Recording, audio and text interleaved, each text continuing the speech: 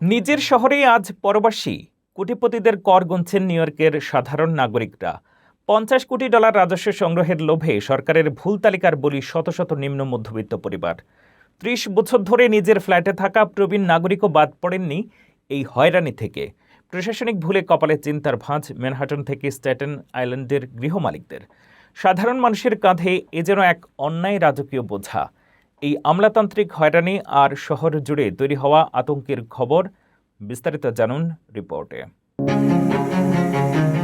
New York নগরীতে শুরু হয়েছে এক বিতর্কিত প্রপার্টি ট্যাক্স বা আবাসন করের তোড়জোড়। শহরের মূল বাসিন্দাদের বাদ দিয়ে যারা বাইরে থেকে এসে নিউ ইয়র্কে বাড়ি কিনে রাখেন তাদের উপরে পিয়েজা তেরে নামক বাড়তি সারচার্জ চাপানোর সিদ্ধান্ত নিয়েছে নগর প্রশাসন। কিন্তু বাস্তবে দেখা যাচ্ছে ভিন্ন ছবি। অসাবধানতাবশত এই তালিকায় যুক্ত হয়ে গেছে হাজারো স্থায়ী এবং নিম্ন মধ্যবিত্ত বাসিন্দাদের নাম। মেয়রের নতুন এই রাজস্ব নীতি থেকে প্রায় $50 কোটি আয়ের আশা করছে নগর কর্তৃপক্ষ। কিন্তু তালিকা প্রকাশের পরপরই শহর জুড়ে শুরু হয়েছে চরম বিভ্রান্তি।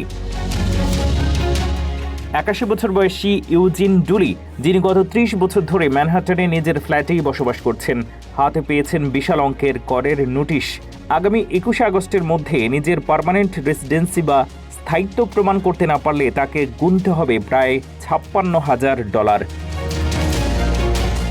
জুলি বলেন, আমি শুধু সোশ্যাল সিকিউরিটির সামান্য পেনশনের টাকায় চলি, আমার আর কোনো ঘর বাড়ি নেই, তবুও নাকি আমার নাম এই ট্যাক্স ডেটাবেজে উঠেছে। শুধু প্রবীণ নাগরিকরাই নন, বিভ্রান্তির শিকার হয়েছেন সাধারণ শ্রমজীবী পরিবার এবং স্থানীয় প্রতিনিধিরাও। কর্তৃপক্ষের দাবি এটি কেবল প্রাথমিক একটি ডেটাবেস, কিন্তু সঠিক কাগজপত্র দেখিয়ে নাম কাটানোর এই বাড়তি ঝুঁকি এখন সাধারণ নাগরিকদের উপরই এক বিরাট বোঝা হয়ে দাঁড়িয়েছে।